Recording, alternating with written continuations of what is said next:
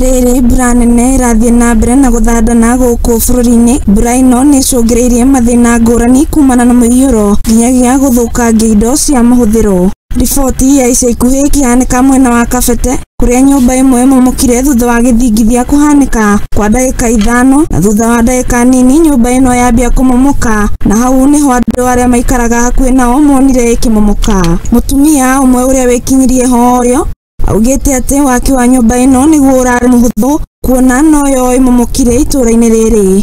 Ilikuwa wiki sababu kama ni hiyo earthquake inasemekana ilikuwa tu ya dakika kidogo sana, haingekuwa imesababisha hiyo kuanguka kwa. Oho nĩongereire atĩ gũtirĩ mũndũ ona ũmwe ũgurarĩte kuona arĩa marakaga nyũmba ĩno matigũkinyĩte na ũrĩa ũraikaragia nyũmba ĩno ndauma kuo. Hapana, hakukuwa na mtu ndani.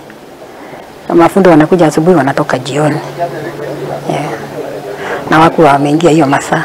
Nyũmba ĩno ya ngorofa 5 ĩmomokire yatiga oro floor 2 na abithaa a borithi nĩmekinyirie ihinda-inĩ rĩrĩa rĩagĩrĩire na ũthuthuria no ũrathiĩ na mbere.